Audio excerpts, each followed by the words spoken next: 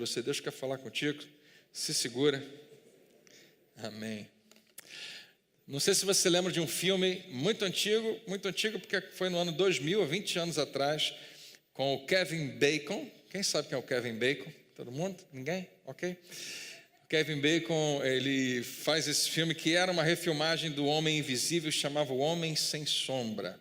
E eu fui assistir uma super produção na época, e depois que eu terminar de fazer propaganda, eu vou dizer para você, não vá ver, é um péssimo filme, é sem graça.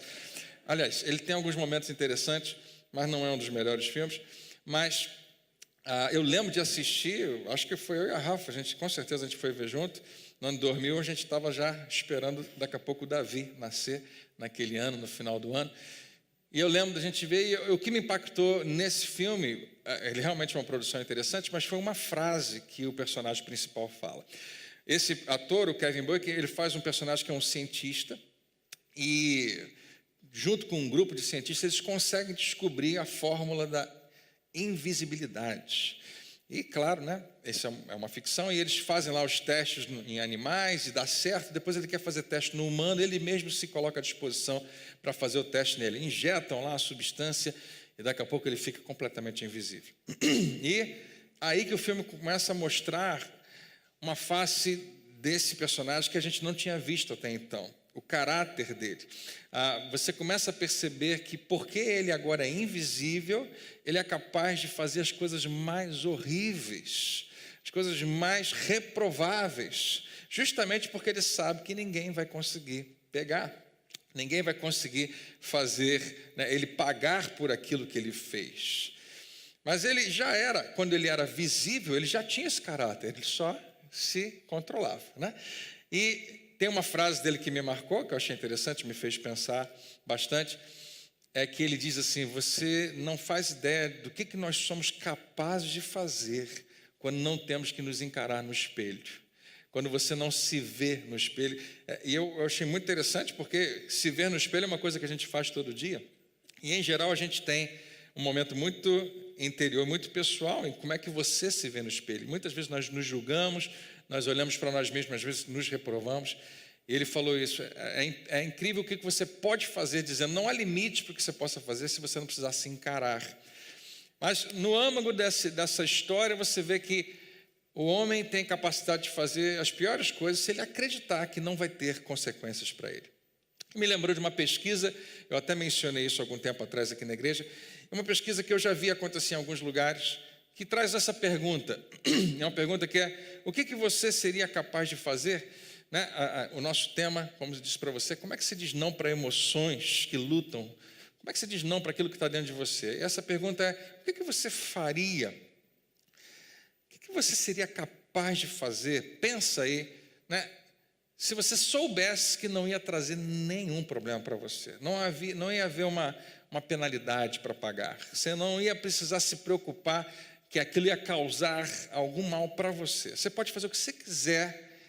Essa pesquisa é feita e muita gente responde, e as respostas são aterrorizantes.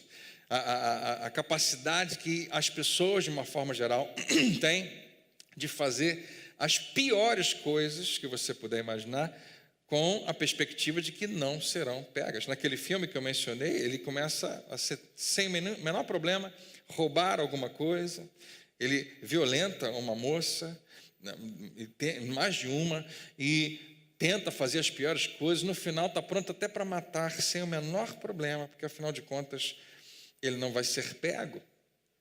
E enquanto eu perguntei isso, eu não sei se isso passa pela cabeça, se você tenta responder essa pergunta dentro de você, eu acho que para a gente aquecer um pouco mais o nosso encontro aqui, queria que você virasse para uma pessoa, de preferência alguém que você não conhece, e perguntasse isso, o que você faria se você soubesse que sairia impune? Não, por favor, não faça isso, é brincadeira. Ninguém quer saber a sua resposta, né? E na verdade, eu não sei o que você pensou, mas talvez você tenha pensado uma coisa que nem se deve pensar, nem na igreja, nem em lugar nenhum, né? Mas a verdade é que quando essa pesquisa é feita e você responde, olha, eu faria isso, e você percebe que é algo horroroso, o que aconteceu ali? Nossos corações, eles se mostram, eles estão expostos, o que estava lá dentro acaba sendo revelado. Pessoas que dizem, não, eu acho que se eu não fosse ser pego, eu pegaria todo o dinheiro que eu pudesse, desse lugar, daquele outro. Eu roubaria muito para poder ter o dinheiro, e tem as suas justificativas, seja o que for. Eu faria isso, eu faria aquilo outro. E nesses momentos o que está lá dentro aparece, e a gente percebe, nosso coração fica exposto. E a verdade é que a vida que nós levamos, ela em geral, a gente não faz isso, né? A gente não fala o que a gente vai fazer, porque nós somos treinados a editar e monitorar o nosso comportamento. A vida não nos treina, ninguém nos treina a olhar para dentro, a observar e a monitorar o que está acontecendo no nosso coração. E ainda pior, a nossa cultura nos encoraja a seguir o coração. Vá para onde o seu coração estiver lhe mandando ir. Será que isso é uma boa ideia? Depende do que está lá dentro do seu coração. Depende de como é que estão as coisas lá dentro. Jesus diz o seguinte, e a gente fez essa leitura na semana passada. Vocês não veem que qualquer coisa que se come passa pelo estômago e mais tarde é expelido? Perguntaram para Jesus sobre o que contamina o homem. E será que não é o que a gente come? Jesus fala, não, quando você come, passa por você, sai de você. Não faz mal necessariamente a você, mas não o que entrou, mas o que sai de você. Ele fala, as palavras que saem da boca vêm da onde? Do coração, do interior do homem. E a gente não vai mistificar muito essa expressão. Quando a Bíblia fala do coração, ela fala de quem você é por dentro. Talvez você queira traduzir como os seus pensamentos, porque em alguns momentos é isso. Mas é o espírito humano, é quem é você de verdade. As palavras que saem da boca vêm lá de dentro, vêm de dentro de você, vêm do coração e contamina o homem que fala estas palavras. Quando ele diz contamina, significa coloca você numa posição contrária de Deus, alguém que não pode ter real comunhão com Deus. Porque a melhor maneira que você tem de desagradar a Deus é tratar mal pessoas que Deus ama. Então, o que sai da sua boca, em geral, sai no contexto relacional, sai porque você está falando com alguém. E se você fala o que está lá dentro, muitas vezes impulsionado, pressionado por alguma circunstância, e você fere alguém, machuca alguém, isso tem a capacidade de contaminar o homem. E Jesus continua falando, porque está lá dentro, porque do coração saem os maus pensamentos, os homicídios, os adultérios, as imoralidades sexuais, os roubos, as mentiras, as calúnias, e talvez a lista seja mais longa, porque Marcos também escreve alguns outros. E Jesus fala, são essas coisas que contaminam o homem. Todas essas coisas que eu e você conhecemos, que são horrorosas, são más, e que a gente às vezes não acredita que realmente estejam lá dentro. A gente, quando elas estão do lado de fora, a gente fica meio chocado, fica meio impressionado. Mas a gente não sabe que estava lá dentro para começo de conversa. É por isso que a gente não deve estranhar muito, porque aparentemente pessoas muito boas que você conhece, pessoas que são excelentes, pessoas de vez em quando, por causa de uma pressão, por causa de um momento difícil, falam uma coisa ou fazem uma coisa que você fala, epa, essa eu não esperava, completamente diferente do que essa pessoa sempre se mostrou ser, não parece com ela. E a gente até começou a chamar a sua atenção a respeito disso na semana passada, né? Se você está começando um relacionamento, um namoro com alguém, e você vê que essa pessoa tem um comportamento exemplar, mas de vez em quando alguma coisa acontece, ela muda, debaixo de uma pressão, no trânsito da cidade, ou porque alguém falou alguma coisa, e você vê ela ter uma reação que não tem muito a ver com ela, preste atenção nisso. Que em geral a gente vai dizer quando isso acontece, não sei o que deu em mim, ou então, não sei de onde isso veio. Se alguém falar isso para você, você está namorando com uma pessoa que de repente teve uma explosão, e vai falar, não sei de onde isso veio, você pode chegar bem perto e falar, eu sei de onde veio daí de dentro, veio do seu coração. E nós todos temos esses momentos que revelam o que estava lá dentro, e em geral são momentos dos quais nós vamos nos arrepender. Nós vamos fazer de tudo para poder voltar atrás, e não tem como voltar atrás. Seria tão bom se na nossa vida a gente tivesse aquelas duas teclas que o seu teclado tem, que resolvem quase todos os nossos problemas. Se você trabalha com computador, já mexeu no computador, entende um pouquinho de computador, em algum momento, algum desses sistemas operacionais, eu acho que foi o Windows, eu não tenho certeza, inventou 2 teclas que, se você fizer alguma coisa errada, se você escrever alguma coisa errada, ela consegue desfazer. A tecla do desfazer, quem sabe quais são as 2 teclas que você precisa apertar para voltar atrás? Qual é? Ctrl Z. São mágicas. Eu amo essas 2, porque eu erro frequentemente. Às vezes uma coisa vai para um lugar que não ia, às vezes algo é apagado, às vezes algo, de alguma maneira. E em geral, quase sempre, nem sempre, basta ir lá e apertar Ctrl Z e a gente volta para o estado anterior e fica tudo bem. Eu queria tanto ter isso na minha vida, Você já comprou alguma coisa e falou: meu Deus, me dá um Ctrl Z, Você já fez alguma coisa, você falou alguma coisa, você errou gravemente e pensou: seria tão bom se eu pudesse apertar 2 teclas ou fazer um movimento e as coisas voltarem a ser como eram antes. Com certeza você já fez. Uma outra pesquisa que eu vi no Facebook aí da vida falava sobre isso. Se você pudesse voltar até a sua idade, 15, 18 anos, 20 anos, com a cabeça que você tem hoje, você toparia? A maioria das pessoas diz: com certeza, eu gostaria muito disso. Por quê? Porque resolve um monte de coisas, aparentemente. Porque hoje eu sei o que eu não sabia antes, e seria tão bom poder tomar as melhores decisões. Mas a vida não tem Ctrl Z. A vida tem o leite derramado, que a gente experimenta. Os momentos onde a gente faz alguma coisa e é tão frustrante imaginar que não tem volta. Não tem como resolver isso.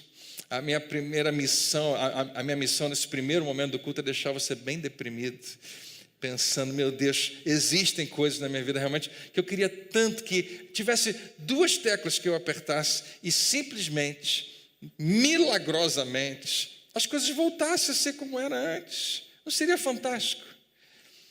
E a gente não precisa mais chorar, porque o leite derramado está voltando para o copo. Que dia maravilhoso. Esse dia, infelizmente, não existe. Aliás, aqui do lado, não sei se você percebe, o leite foi derramado e a única coisa que eu posso fazer é limpar. Mas eu não consigo desderramar esse leite, ele está ali. E na nossa vida é exatamente assim. E o exemplo que a gente deu é: se eu agitar esse copo, a minha agitação não determina o que vai sair do copo.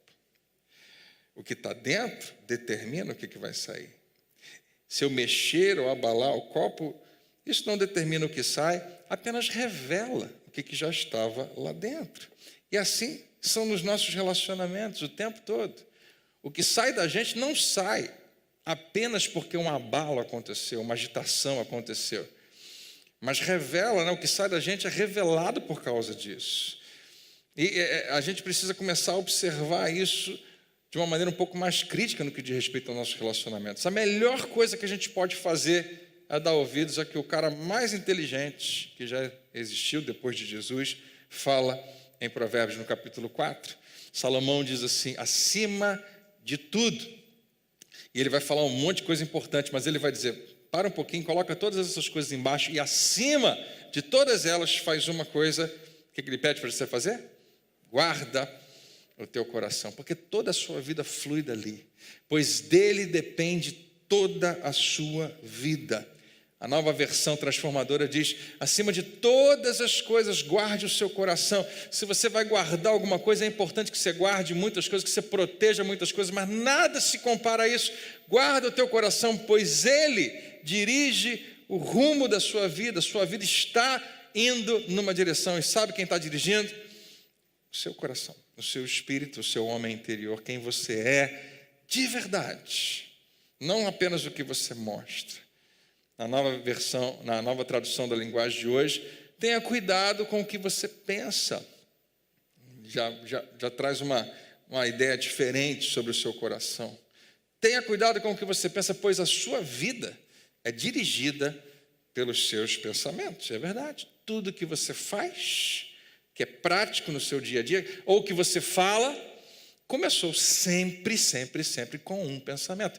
E, em geral, coisas grandes começam com pensamentos pequenos, aparentemente inofensivos, mas que a gente permite que se tornem frequentes na nossa vida. Sobre tudo que deve guardar, guarda o teu coração.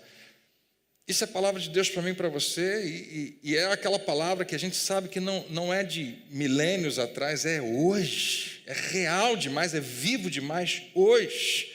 Guardar o coração é urgente, porque o que está aqui dentro quer sair e vai sair, em algum momento vai sair, mas se você começar a cuidar do que está lá dentro, você pode mudar o que está lá dentro.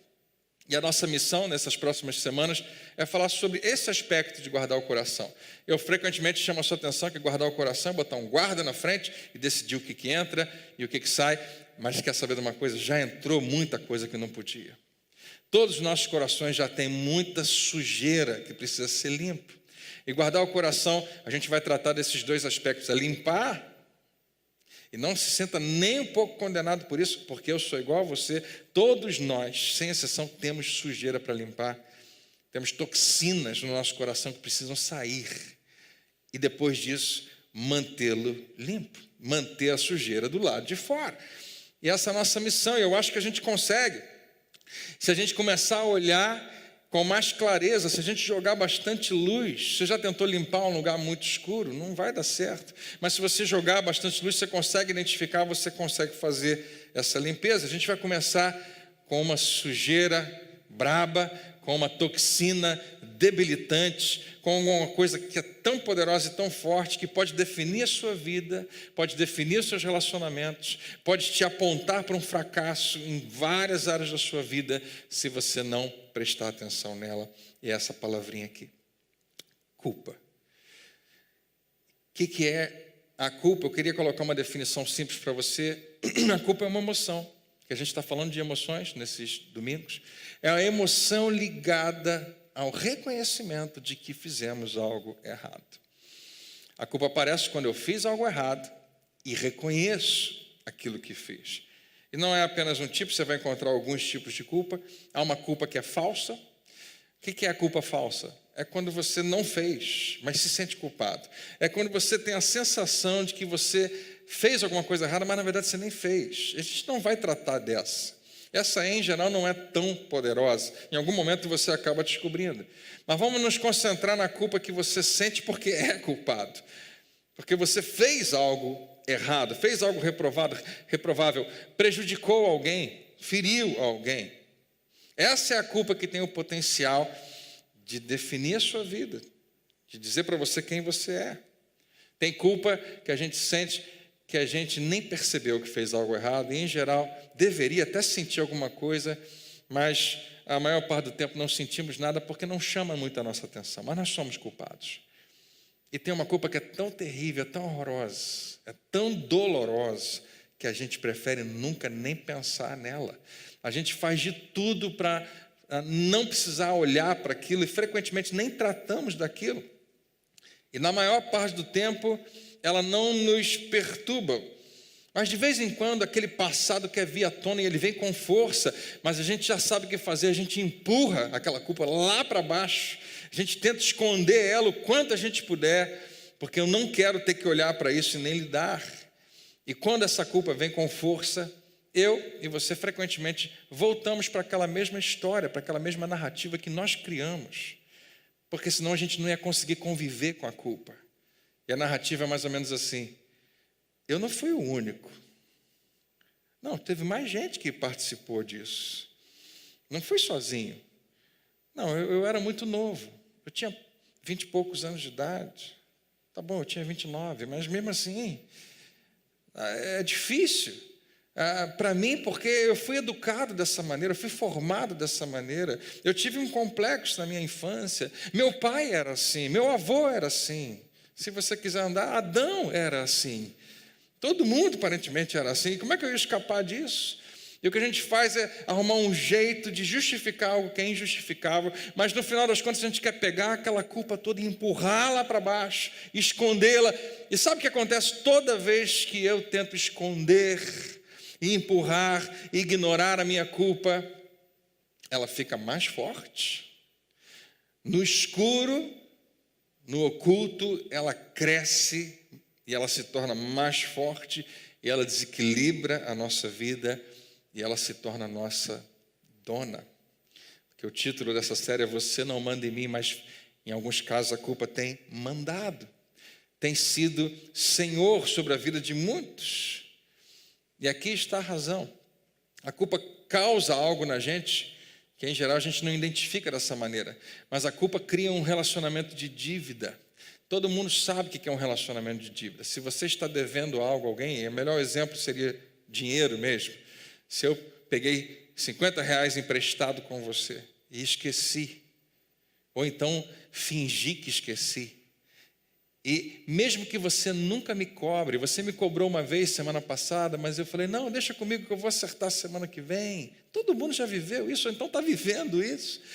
Não importa se é R$1 ou se é 1 milhão, a gente sabe o que isso causa. Mesmo que a gente não toque no assunto, se a gente estiver no mesmo recinto, existe algo estranho entre a gente. A gente se sente mal um com o outro, e um porque está devendo, o outro porque deve. O outro porque você está devendo, né? Porque está sem.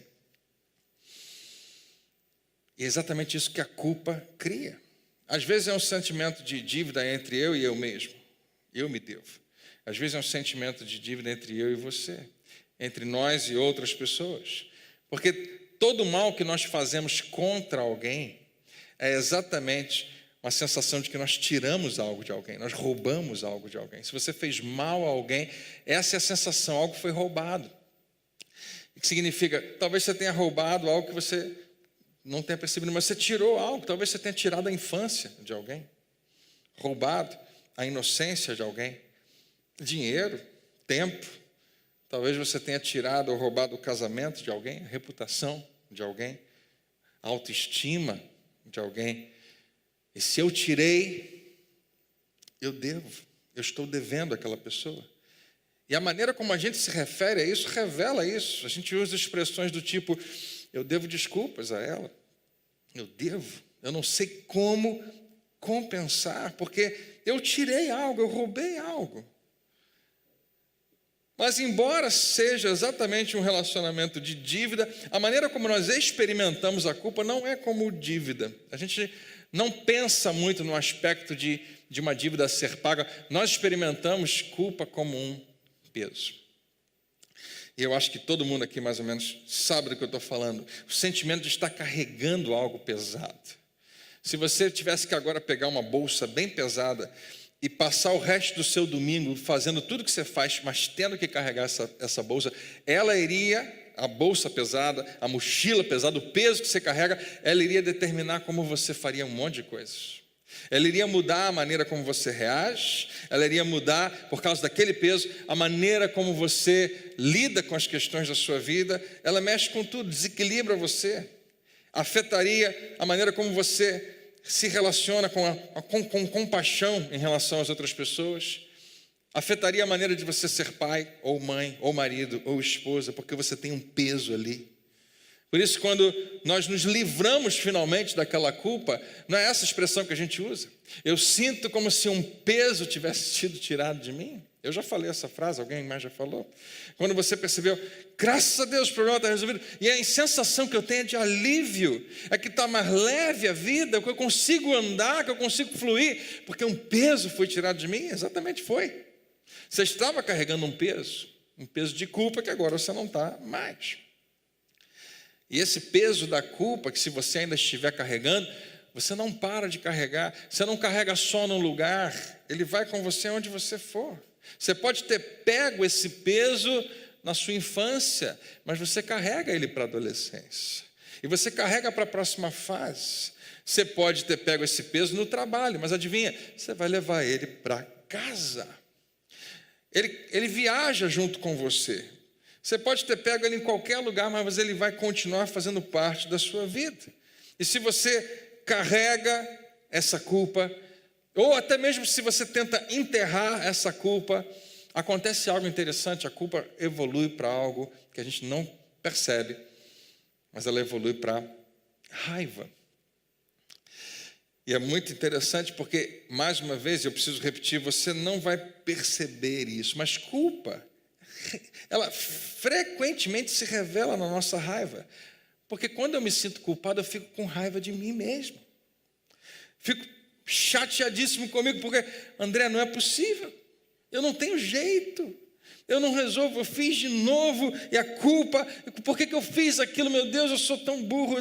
Você fala coisas, você fica com raiva de você mesmo. Só que a raiva que você tem de você mesmo não fica só em você mesmo.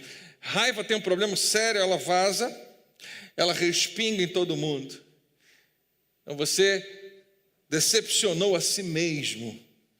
Então agora você está sempre decepcionado com todo mundo. E você não entende porquê, não sabe explicar, mas você está sempre chateado, você vive chateado, porque está chateado consigo mesmo. Você não atendeu às suas próprias expectativas, você não foi o cara ou a moça, ou a mulher que você queria ser, e agora ninguém mais consegue atender às suas expectativas. E pessoas culpadas raramente fazem essa conexão. Elas não conseguem perceber de jeito nenhum a ligação que existe entre a sua culpa e a sua irritação, a sua raiva, a sua frustração, sua impaciência, dê o nome que você quiser. Em geral, não percebem. E quando alguém do lado de fora percebe e aponta, você está assim por causa disso. Nós somos rápidos em apontar para a pessoa e dizer o que está errado nela. Para que o que quer que seja de errado dentro de mim fique bem escondido. E a melhor maneira de deixar isso escondido é mostrar o que está ruim em você, o que está errado em você. Há uma boa razão porque nós não queremos enfrentar a nossa culpa. Há uma boa razão porque nós escondemos ela muito bem. E nós criamos toda uma narrativa de por que eu fiz, eu tenho uma justificativa. Eu prefiro não falar no assunto, mas se eu falar, eu sei muito bem que eu sou culpado, mas por causa disso, daquilo, do outro, não vamos tocar muito nesse assunto e a gente inventa desculpas. A razão porque nós não queremos enfrentar a nossa culpa é porque ela nos deixa sem opção. Se você assumir e aceitar a culpa, isso põe você numa posição, você se torna condenado. Se eu sou culpado e eu aceito que eu sou culpado, naturalmente eu estou condenado. E condenado significa não tem recurso. Não há nada que eu possa fazer, não há o que eu possa fazer para desfazer o que foi feito, porque a vida não tem Ctrl Z. Tinha que ter, mas não tem. Eu queria muito que tivesse, mas não tem. E todos os erros que eu cometi estão cometidos. Eu não consigo desfazer o que foi feito, eu não consigo desdizer o que foi dito. Não há como eu desabandonar o que eu abandonei ou quem eu abandonei.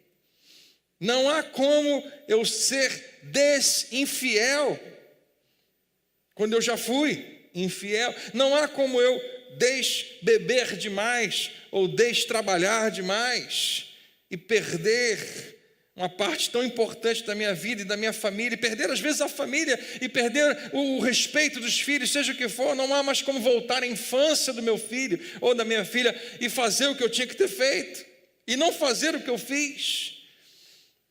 E em geral a gente cria toda uma narrativa e segue em frente com a vida, porque a vida tem que seguir, eu preciso aprender a viver com isso. Só tem um problema, você também não consegue fazer isso, porque o passado vive voltando para te assombrar de algum jeito. E hoje eu queria desmistificar um pouco isso com você e te dizer uma coisa que em geral a gente não fala no púlpito, mas é importante você saber que o passado não foi desenhado, não foi designado, não foi feito para ser completamente deixado para trás. Claro que não. É a sua história. E se você esquecer dele completamente, você também não tem aprendizado nenhum. Mas André, você vive dizendo, você usa até Paulo para falar, esqueço das coisas que ficaram para trás. Paulo é o melhor professor para isso, porque ele esquece do que ficou para trás depois de ter tratado daquilo que ficou para trás. Se você não trata daquilo, se você não enfrenta aquilo, se você não lida com aquilo, isso sempre vai te assombrar. Sempre vai ser uma luta constante dentro de você. E por mais que nós queiramos nos distanciar do nosso passado, se você não resolvê-lo, ele acompanha você. E ele até afeta gravemente o seu presente. Mas eu tenho uma boa notícia, agora a gente parou com a psicologia, a gente vai entrar e vai ouvir exatamente o que Jesus diz para mim e para você. A boa notícia é que você não precisa ser definido pelo seu passado, você não precisa negar o seu passado e tentar escondê-lo. Jesus nos oferece uma terceira alternativa. Alguém pode dizer graças a Deus? E ninguém é melhor do que o apóstolo Paulo, que teve encontro genuíno com Jesus e experimentou algo que você nem conhecemos, nem conseguimos perceber, mas ele traz esse princípio com extrema clareza e perfeição. Eu queria muito, quando eu lesse esse versículo com você, que você não me ouvisse lendo a Bíblia, embora eu vou estar lendo a Bíblia. Isso também pode ser para mim e para você um documento escrito por um homem, porque quem escreveu isso foi um homem, foi Paulo. E eu queria que você ouvisse as palavras de um homem que tinha mais arrependimento do que todo mundo aqui junto, que tinha mais coisas para deixar ele assombrado e frustrado para a vida inteira do que todo mundo que você conhece no seu universo juntos. Porque você lembra bem, se você sabe um pouquinho da Bíblia, que Paulo entra na história como Saulo de Tarso, perseguidor da igreja. E eu acho que a gente passa por essa expressão e esquece o que isso significa. Significava que ele perseguia, que ele torturava, que ele prendia, ele ajudava a prender e ele ajudava até mesmo a executar homens e mulheres inocentes. E ele fazia isso em nome de Deus. Isso é um pedaço, talvez, de uma coisa muito grande, que é a história de Paulo. Mas o que é curioso é que, quando você para pensar, Paulo se converte, ele tem um encontro com Jesus, e você sabe para onde que ele vai ser inserido nessa comunidade de pessoas. Você sabe quem está lá entre os cristãos? A família daqueles que ele mandou prender e torturar e matar. Ele vai ter que encarar agora os filhos e as filhas, e os pais, e os avós, e os tios, e os primos, de gente inocentes que ele mandou torturar e matar e prender. Você consegue pensar em alguém? Alguém consegue conviver com isso? E Paulo poderia muito bem escolher, gente, vamos deixar tudo isso para lá, eu não vou falar desse assunto, não vamos conversar sobre isso. Ao invés de tentar esconder, Paulo faz o contrário, ele documenta a sua culpa.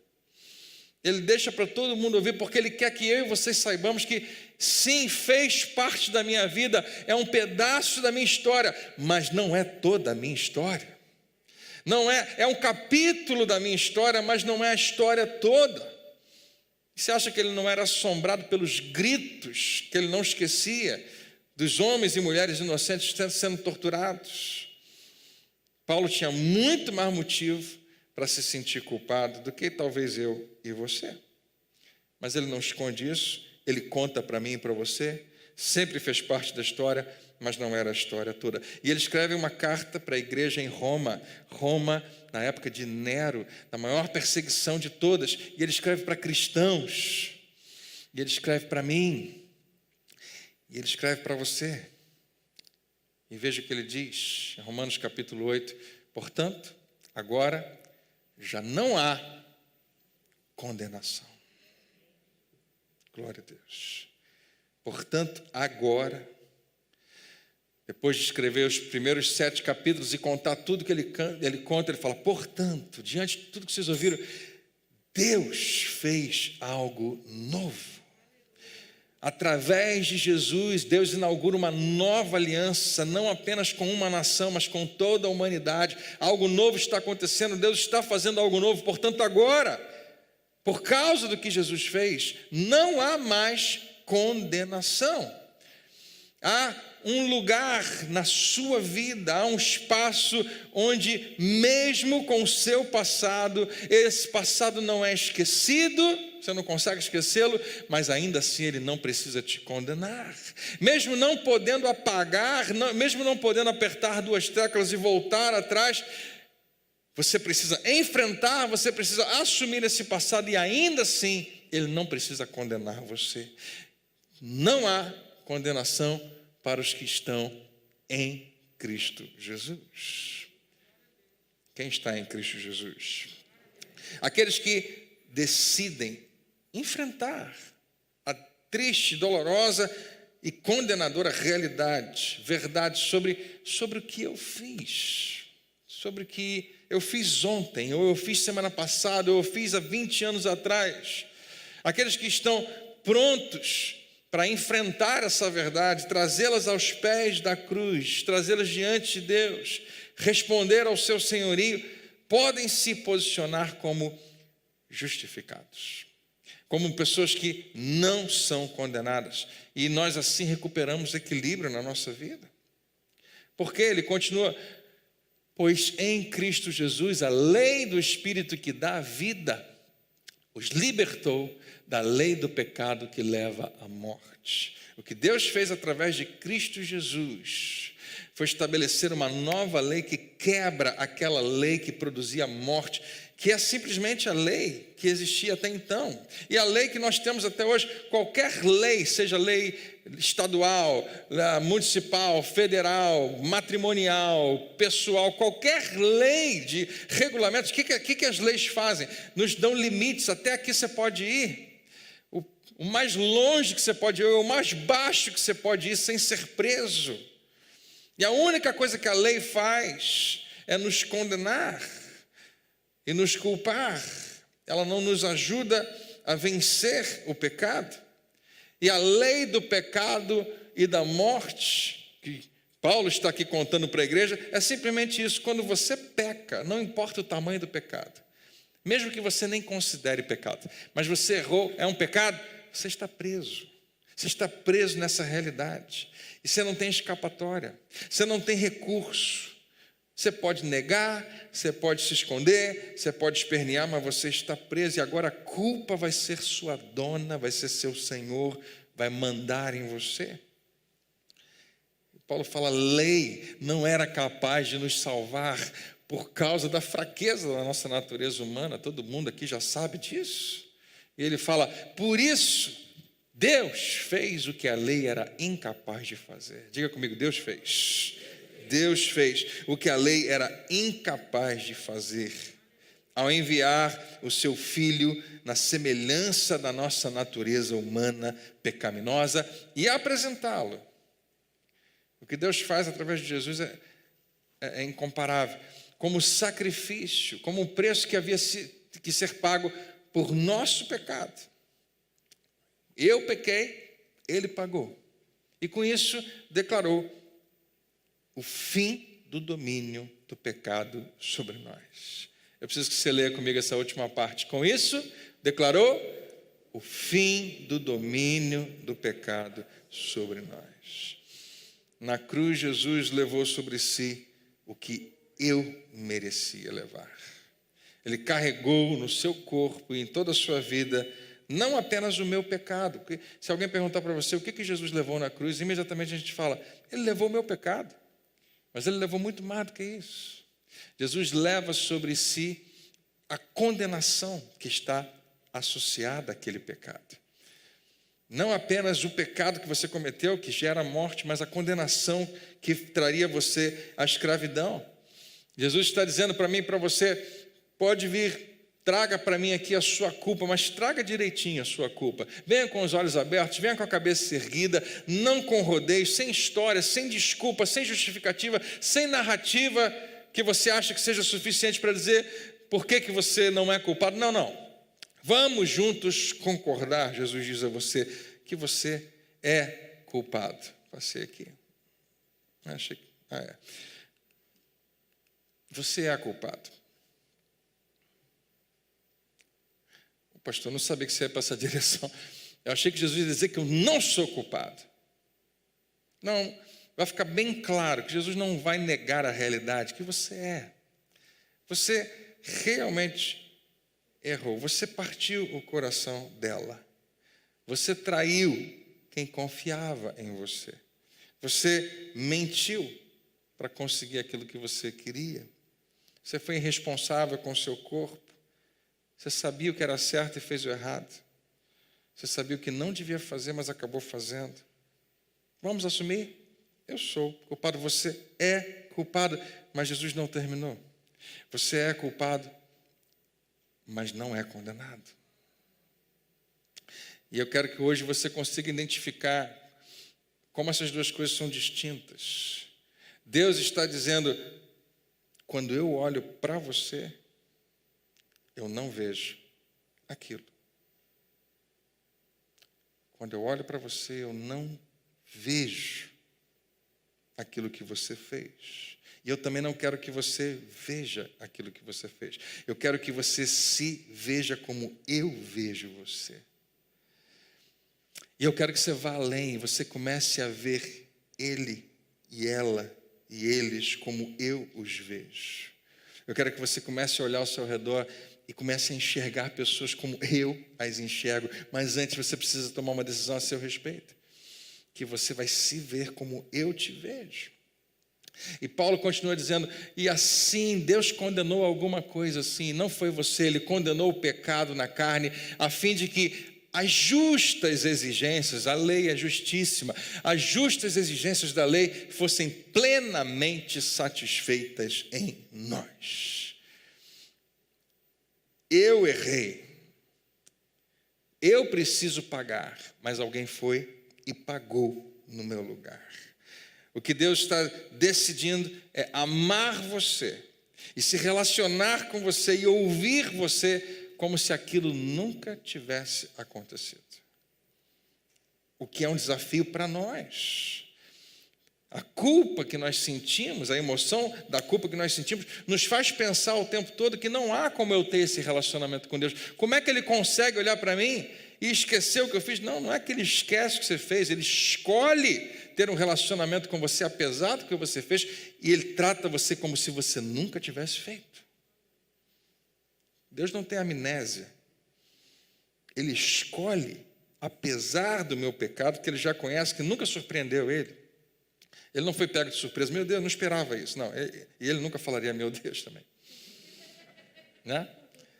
Mas Ele já sabia, e Ele escolhe lá atrás. A Bíblia fala, quando ainda éramos pecadores.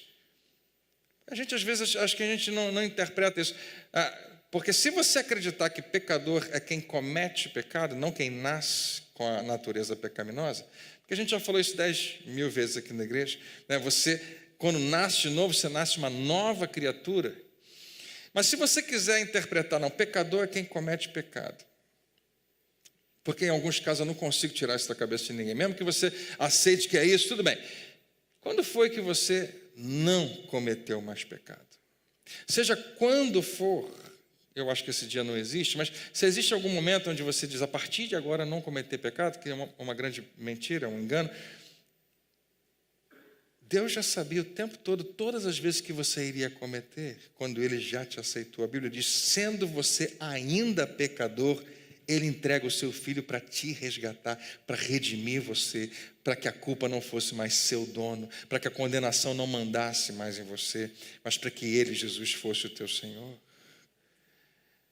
E se isso estiver estabelecido para você que sim, eu sou culpado, eu fiz, eu me lembro o tempo todo que eu fiz, mas eu decido que o que Cristo falou a meu respeito é maior do que tudo, então eu não sou condenado. Tem algumas implicações em relação a isso. É extremamente importante isso. Eu quero falar, antes de você voltar para casa, essas poucas implicações, mas que eu acho que pode ser transformador na sua vida hoje. Número 1, você perde o direito de se condenar, porque agora você não é mais seu. Se você fosse o Senhor da sua vida, você tinha direito, mas como você se entregou a Cristo, você perdeu, você abriu mão do direito de se autocondenar, porque você não é mais seu. Quando você decidiu seguir a Jesus Cristo, você renunciou a esse direito, e agora você não pertence mais a você. A culpa não é mais o seu patrão, não é mais o seu dono, não é mais o seu senhor, a condenação também não. Você também não é mais. Mas ouça, você tem um Senhor. Você tem um Senhor? Diga amém. Ele declara que você não é mais condenado. Então, se você é dele, você simplesmente aceita o que ele falou. E a vergonha e a culpa, essas vozes que não voltam toda hora a falar com a gente. Eu lembro de coisas que eu fiz há 30 anos atrás e ainda hoje tentam trazer vergonha ao meu coração. Coisas que eu fiz quando eu era criança, quando eu era adolescente. Eu hoje posso olhar para essas vozes e dizer para elas, sim, eu fiz, mas Jesus me declara justificado, eu não sou condenado. Eu fui culpado, eu sou culpado, mas não sou condenado. Em Cristo eu fui justificado, Ele me inocenta da minha culpa, Ele não permite que eu permaneça na mesma culpa, Ele não me condena. Eu fui comprado por um preço, pelo sangue de Jesus. Eu não sou mais meu, Ele é meu dono agora. Eu perdi o direito de me autocondenar. Segundo, a sua culpa é uma memória. E eu acho que sempre vai ser. Mas não define quem você é. Em outras palavras, você fez aquilo, mas você não é aquilo que você fez. Deus condenou o pecado, mas não condenou você. E o seu passado, ele pode ser um lembrete, e precisa ser uma lembrança, uma memória, não para condenar você.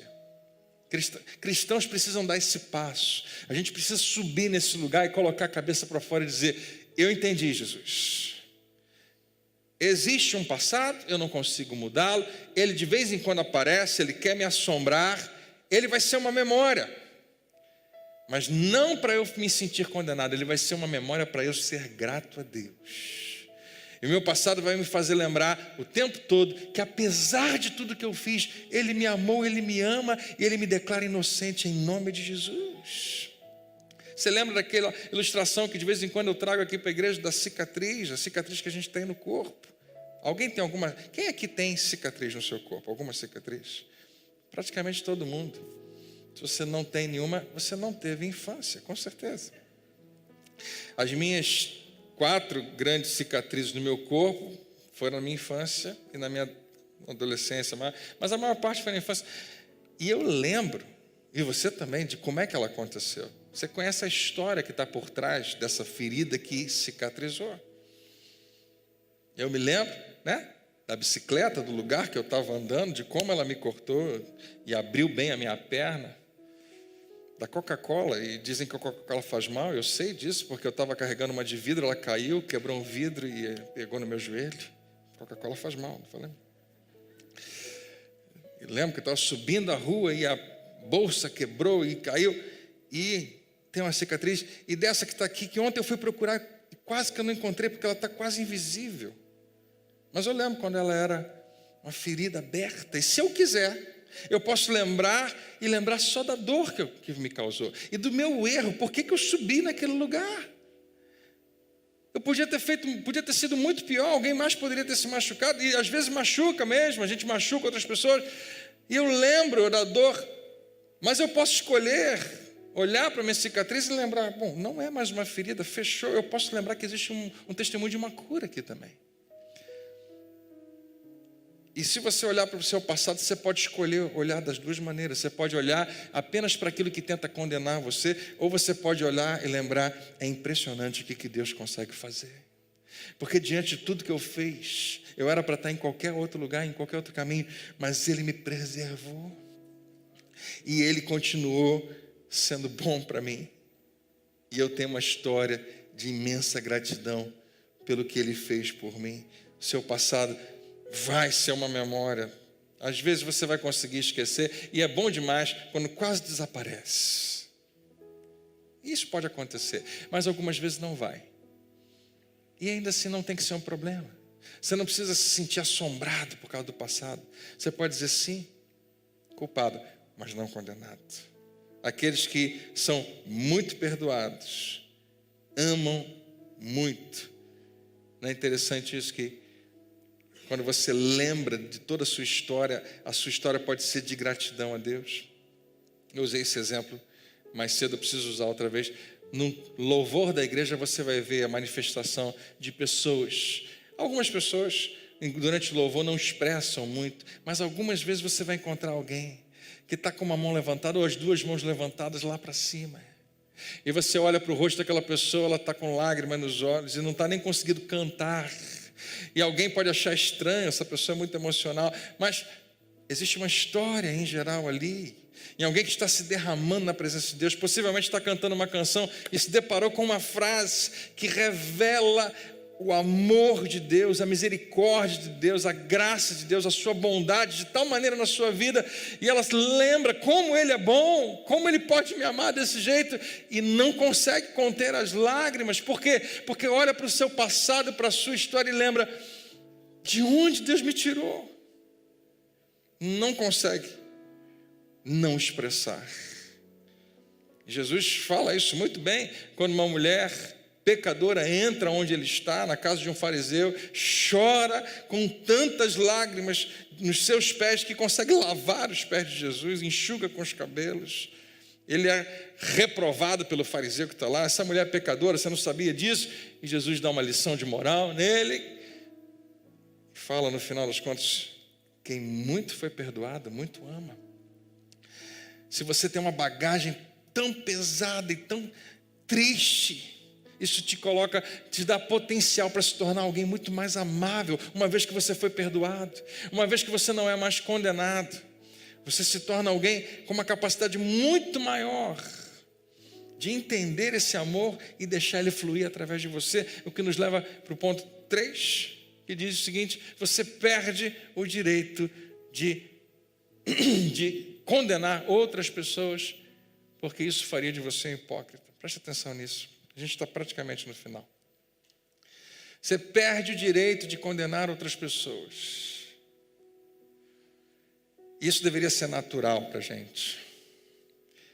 E na minha experiência, a coisa é da seguinte maneira: eu já estou no ministério há algum tempo para perceber isso. Desculpa, não vou beber leite, não. Deixa eu beber. Ia piorar tudo, né? Leia mais uma vez. Você perde esse direito. Não apenas de condenar a si mesmo, mas de condenar pessoas. Na minha experiência, quanto mais você julga as pessoas, quanto mais condenador você se torna, menos você percebe o seu próprio pecado. Na verdade, uma pessoa extremamente julgadora e condenadora, em geral, tem um grande pecado escondido. Essa é a minha experiência, isso é o que eu tenho visto. Só que a melhor maneira de tirar os olhos das pessoas do meu pecado é tentar jogar os olhos delas para os dos outros. Então a gente se torna extremamente legalista e condenador. Mas pessoas que pecaram feio, mas que trouxeram a sua culpa aos pés da cruz e colocaram diante de Deus e assumiram e abriram os seus olhos e disseram: Senhor, é essa que é a verdade, e perceberam que apesar da culpa eles não precisavam ser condenados, que o sangue de Jesus as lava de tal maneira. São pessoas que encontram uma dificuldade imensa de julgar outras pessoas, acham praticamente impossível julgar você, porque isso faria de mim alguém hipócrita, diante do que eu recebi, diante da misericórdia sobre a minha vida. Não, André, mas o caso dele é dele com Deus. Não, a situação dela, o que você tem a ver com isso? O que você poderia fazer é simplesmente lembrar o que Deus fez por mim, porque Ele me restaurou. Eu passei, durante muitos anos da minha vida, fazendo par com aquele irmão mais velho da história do filho pródigo. O irmão mais velho é aquele que faz tudo certinho. Até o momento que Deus revelou para mim que eu nunca fui esse cara, nunca fiz nada certinho, eu achava que fazia. E eu hoje tenho uma ligação profunda com o outro filho, com o filho mais novo da história. E eu não sei se eu deveria também, deve ter um outro lugar. É uma pena que não tem um filho do meio nessa história. Mas o tempo todo eu me vejo nessa condição: Pai, eu não sou digno. Não sou digno. E ele toda hora tem que me lembrar: André, você não é meu filho porque você merece, você é meu filho porque você nasceu de novo. E eu não estou dizendo isso para me vangloriar, mas eu acho que é difícil demais julgar alguém quando você sabe o tamanho da misericórdia que foi derramada sobre a sua vida. E quando você percebe isso, você está em perfeita posição de amar gente que não merece ser amada e de perdoar gente que não merece ser perdoada. É quando você reconhece o que já foi derramado na sua vida. Afinal de contas, você recebeu de graça. Como você não vai dar de graça? E o último de todos, para a gente voltar para casa. Você é livre para restituir sem expectativas e sem desculpas. Deixa eu falar para você o que cristianismo não é. Cristianismo não é isso. Eu errei contra você, eu magoei você, eu traí você, e eu vou me encontrar com Deus e dizer: Senhor, me perdoa, eu fiz errado, estou arrependido, e Deus me perdoa e está tudo bem. Isso não é cristianismo. Pode ser qualquer outra coisa, mas não é cristianismo. Cristianismo é: eu errei com você, eu magoei você, eu traí você, eu reconheço isso diante de Deus, eu peço perdão, Ele me perdoa. E porque Ele me perdoa, porque eu tenho certeza da misericórdia dEle, eu não tenho outra opção, diante do que é derramado da minha vida, de deixar isso fluir através da minha vida. E eu vou até você, e eu descubro como restituir, se for possível. Tem coisas que não tem como, mas alguma coisa eu posso fazer, no mínimo, dizer: desculpe, me perdoe, me perdoe, me perdoe. No mínimo pedir a você que você cancele essa dívida que eu fiz com você. Mesmo que você decida não perdoar, é a minha parte. Eu preciso trazer algum tipo de restituição. Porque a diretriz máxima, ou talvez única, da nova aliança é essa: ame como você foi amado. Não ame como você acha que tem que amar. Ame como você foi amado por Deus em Cristo Jesus. Ele abre mão de tudo, se humilha de uma maneira inacreditável para se entregar por gente que nunca mereceu tanto amor. Como eu posso fazer menos por aqueles que eu mesmo feri, eu mesmo machuquei, mesmo que eu nem compreenda a minha culpa? E você sabe de uma coisa? Você não faz ideia, mas eu já vi isso acontecer tantas vezes. Essa disposição de restituir o que você tirou, o que você roubou, essa disposição de apenas pedir desculpas, de ir até outra pessoa, de assumir as responsabilidades pelas suas ações, pode ser o que vai destrancar um cofre emocional de amargura que aquela pessoa carrega dentro dela, e ela nem sabe explicar o que é, porque ela até esqueceu já o que você fez, porque você nunca mais voltou para falar, vocês nunca mais trataram do assunto, mas está consumindo ela por dentro, e ela não sabe dizer porquê, não sabe explicar, mas às vezes um gesto seu apenas, eu sei que tem gente aqui que pode testemunhar isso, você já viu isso acontecer, um gesto apenas destrava algo e muda tudo, e começa uma mudança milagrosa, histórica na vida daquela pessoa. Então eu preciso perguntar para você nessa manhã, e preciso perguntar para você que está em casa: alguém está esperando você dar o primeiro passo? Porque talvez você esteja esperando que o outro dê, mas cristianismo não é espera o outro dar o primeiro passo. O mandamento é que você faça alguma coisa, você tome a iniciativa, você faça a sua parte. Afinal de contas, Jesus é o teu Senhor. Tem alguém esperando? E o que impediu até hoje que você fizesse alguma coisa? O que quer que seja vai tentar continuar impedindo. Então eu pergunto: será que é o orgulho? O orgulho está impedindo você de dar esse passo? O orgulho é que manda em você? Jesus se humilhou por mim e por você. E agora nós somos livres para fazer a mesma coisa que Ele fez por outras pessoas. Você está pronto para parar com as histórias, com as desculpas, e ser honesto com Deus e trazer até Ele e mostrar para Ele? É uma pena, mas nós temos muito mais medo das consequências de uma confissão do que das consequências da ocultação. Se você contar, eu já atendi várias situações assim, às vezes casais, às vezes outros. Pastor, se eu contar para ele, se eu contar para ela, o meu casamento vai acabar. Nós acreditamos que as consequências de uma confissão são horrorosas, e muitas vezes são, trazem uma vergonha muito grande. O que a gente ignora o tempo todo é que as consequências de ocultar, de guardar, de esconder são muito piores. Frequentemente, isso só se revela lá na frente, mas a gente vai ver. É um erro.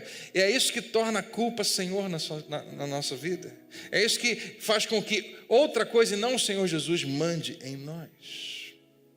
Então eu quero convidar você, se você quiser fazer um pequeno exercício antes de você voltar para casa, fazer essa pequena declaração de fé sobre a sua própria vida e dizer: meu passado será, sim, uma memória, mas não vai definir quem eu sou. Limpa a garganta aí, vamos lá todo mundo junto? 1, 2, 3 e... Meu passado, mas não vai definir quem eu sou. Mais uma vez, vamos lá, bem forte. Meu passado será uma memória, mas não vai definir quem eu sou. Esse aqui também, todo mundo junto, 1, 2, 3 e... Culpa você não manda em mim. Vamos ficar de pé? A boa notícia é que se você tem dificuldade de perdoar a você mesmo, você tem dificuldade de se perdoar, tem uma boa notícia para você: você já foi perdoado. Se Jesus declarou não há mais condenação para quem está em mim, quem está em Cristo, você não é melhor do que Ele. Cuidado para não ser orgulhoso e dizer: não, é eu que entendo da minha culpa. Não, Jesus entende melhor do que você. Se Ele declarou você justificado, com tudo que você estiver sentindo, Senhor, eu decido, eu vou crer. Eu sou culpado, mas eu não sou condenado. Não há condenação para aqueles que estão em Cristo Jesus. O que a lei não conseguiu fazer, Deus fez. E você pode hoje olhar mesmo na cara da culpa e dizer: você, culpa, não consegue me oferecer o que Jesus me dá. Vergonha, você não consegue me dar o que Jesus me dá. Orgulho, você não consegue me oferecer o que só Jesus pode oferecer. Apesar de toda a minha história, de todo o meu passado, eu posso respirar fundo, estar na presença de Deus justificado, como alguém que nunca cometeu nada disso.